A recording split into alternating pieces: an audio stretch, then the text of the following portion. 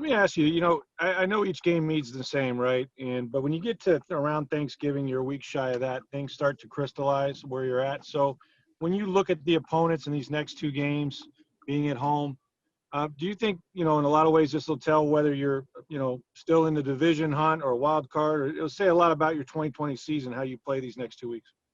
Oh yeah, I think so. I think around November, things get heightened. Obviously, and people start trying to put out their best effort. At the beginning of the season, you get a lot of different things from different people, but around this time, you know what you're gonna get from different people, but different teams or whatever as far as game plan situations. But the playmaking and everything and all that steps up big time. It's all about the preparation now. And like I said, your opponent's gonna come in and just try to play their best A game, and they're gonna give you what they've been doing, but they're gonna give you what they've been successful at. And the thing is, you just gotta be able to stop it. I mean, much has been made about this, but you guys obviously haven't had the best performances in these primetime games. I know you're gonna practice tonight, things like that. Mm-hmm. What does it come down to in these bigger games? It just comes down to you just going out there and focusing on your job and doing what you're supposed to do to win the game. I mean, we are professionals, and this is what we're supposed to do, no matter the time, no matter the day, night games or regular 1 o'clock games, 4 o'clock games, don't matter. When it's time, to kick the ball off, you got to be ready to play the football game, and that's just something that we got to be able to do, and that's something that we got to get prepared for. So, no, I mean, I believe everybody in this locker room will be prepared for that.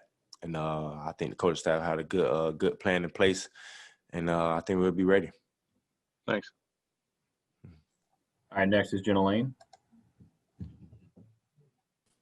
Hey, Lavonte, along those same lines of the night games, one of the things that Cam Brate talked about with us is the fact that, especially Monday night is so different because at least if you play late on Sunday, like in a 4 or a primetime game, at least you have kind of a football mindset that you can stay in because football's on TV throughout the day. But like Monday night, you don't have that. And he talked about the fact that players have to kind of come up with their own routines. I know you've done this for a long time. So like, what is your game day routine for like a Monday night game? And how is that different from some of your other routines that you've developed over the years? Yeah, I mean, prior, I never really had, night games like this, but, I could speak on, the past night games that we have. I just try to stay active throughout the day. I mean, get a good night's sleep, wake up, have a good breakfast. But I just try to stay active, whether it's, getting this light workout in, getting a light jog in, and then getting another little rest, and then getting up and just getting a stretch in and start moving around. So I can try to stay active, just doing stuff. You can't just sit around all day because once that time it's time to play, you just can't get – you just can't just pop up and get ready because you'll be probably, drowsy all day. You'll probably be lagging and, dragging around. So just gotta find something, gotta get into a routine, just be able to just try to stay active, just try to do different type of movements, slight, small workouts or whatever it is to try to get ready for the game whenever you have to report to the stadium. And that's something that I do, and that's something that helps me get ready. So when it's time to kick off, I know I'm ready to play a football game. And speaking to that, you kind of mentioned that a little bit.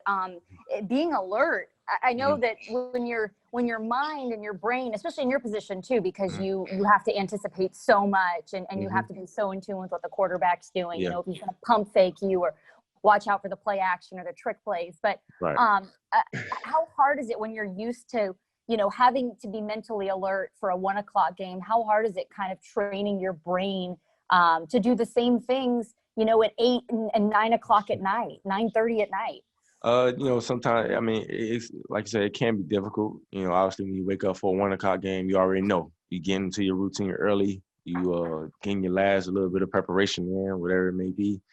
And it's kickoff at 1 o'clock. So it's not that much time. But for a night game, you just got to be able to prolong all that and just try to stay ready. Whether it's just, watching some extra film or doing something as far as football related, doing a little couple football movements or just having a little slight meeting with, a couple of teammates or whatever it may be that'll help you. So just it give you extra time to like knock out some things that you may have questions about, for coming into that game. So you just got to find time to do something. You just can't, in my opinion, I think you just can't just sit around and just wait for the game to come. Thanks, Lavonte. Mm-hmm. Next is Joey Knight. Lavonte, you guys are committing noticeably fewer penalties this year. Obviously, that's a concerted effort every year to cut down on them, but are y'all doing anything special this year? Any explanation for why the fewer penalties? Shoot, maybe just trying not to play, dumb football. Coach BA says all the time, you can't have Bucs beating Bucs.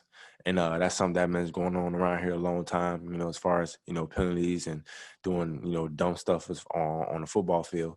And, we harp on it, daily, all the time. And we preach it to each other. We don't hear it just from coaches. The good thing about it is you preach it to each other.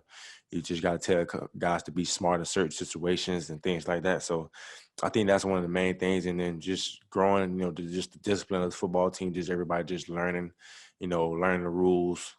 We have official meetings all the time with the coach. So he just just something that we just try to reiterate as much as we can. We understand what type of refs that we have reffing our game. So he just educate us on all that stuff, and guys get ready. And I think obviously it's a very important part of winning a football game is having lower penalties than your opponent. So obviously that's just something that we just try to add into helping us contribute to wins. So it's just a testament to the coaches just preaching it to us, and then us going out there and taking on the field, playing football the smart and clean way.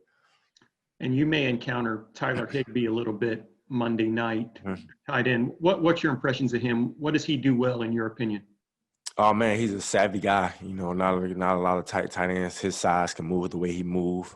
He's targeted a lot. He's a guy who can catch the ball and get some yak with it. So he's definitely going to be a guy who we have to worry about. And also not just him. They have another tight end, Jared Everett. They have two great guys who can get the football in their hands and do some great things with it.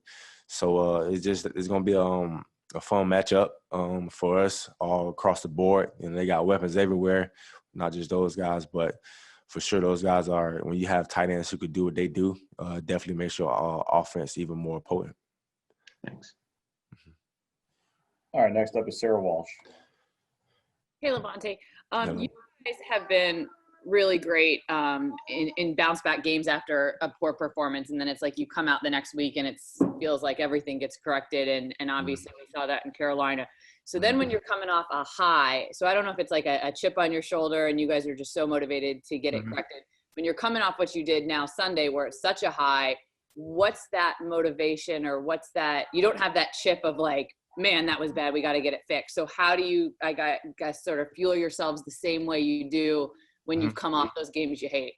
The motivation is just maintaining that performance that we played, the week prior, as far as coming off the loss and then going to having a big victory. Now you just got to try to maintain it because your next opponent is the biggest game. So we just try to have that mindset, especially playing against the Rams. They're a great football team, and they just beat a great football team in their division.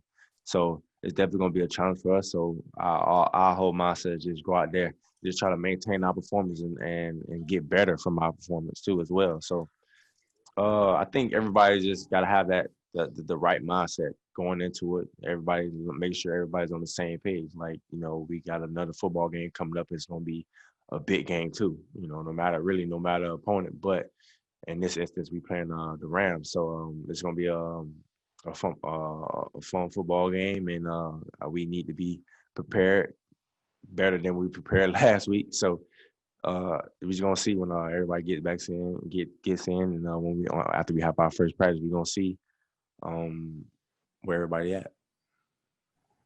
All right, we have time for a few more. We're going to go to Matt Matera. Hey, Lavonte, it's obviously two different teams and two different players this year, but how much can you take away from your matchup with the Rams last season as you prepare for this upcoming game on Monday night? I'm sure some stuff will probably carry over as far as on their part. Try to do some stuff that kind of hurt us in that game. And they're going to probably try to implement it in this time, just in this matchup. Personally, I do go back and look at it, and see the stuff that it did hurt us on, and some stuff that we could have done better. So it's definitely gonna be some different things, and for them, I mean, obviously the only thing changed for them is they have a different different guys running the ball. They have a stable of guys running the ball. So that's just something that we're gonna have to prepare for. And with Sean McVay, he like I said earlier, teams gonna do what they've been doing. Like around this time of the year, they're gonna do whatever's working for them. And honestly, they got really everything working for them. They got the run game, they got the pass and pass game, they got the vertical game. So it's just something that we're gonna have to be able to control defensively, and we're gonna have to do what works for us, and just try to take all that away. All right, next is Rick Stroud. Lavonte, how much pressure do they put on you and Devin from a standpoint of eye control with all the motion and the jet sweep action and all that? I mean, how much is that a big part of their success? Oh, it's very huge, man. It's big because when you got motions and shifts and guys running as the play snap, it's changed our assignments on the run.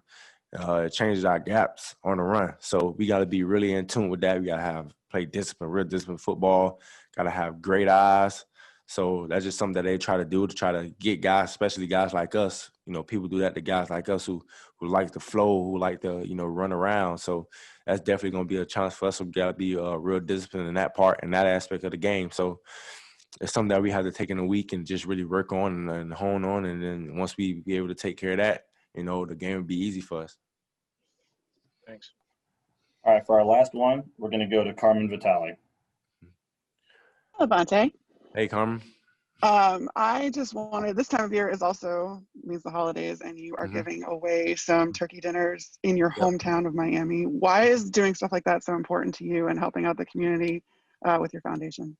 Things like that, not only, just give people, hope and ideas to do that eventually when they, give kids the opportunity to do this if they possibly get in my position one day. But it just puts a smile on my face, puts a smile on my heart that I can be able to do something like that. Every time I do stuff like that, I just go back and think about my mom because I know she'll be proud of me for doing stuff like this. So, and then just having my family be a part of stuff like that, because I know, the way I grew up, we was always, helping, reaching out, just trying to do something do everything we can do to, keep positive, vibes in the community. And then with everything going on as far as, COVID and people getting laid off and stuff like that. So, people may not have, the funds or whatever to be able to provide, good Thanksgiving dinners for their families. So for me, I just feel like I should do my part because I'm able and I can be able to do things like that. And feel like, God put me in this position to do things like that. As always, I'll go back to just serving. In order to be a great leader, you got to serve. And that's what I try to do. So I'm just trying to go out there and just serve the best way I can, whether it's on the field and off the field. And in this instance is off the field. So just giving people hope, man. I just love to put smiles on other people's faces. And it's something that I'm very proud to be a part of. I mean, at first I had 100 turkeys and I was like, nah, maybe that's not enough. I want to add another 100. So I just reached out and added another 100. So I made it 200 just to make sure everybody, gets what they need. Well, you're appreciated for it. Thanks, Lavonte. Thank you. That's all for today. Thanks, Lavonte. No problem. Appreciate it, guys.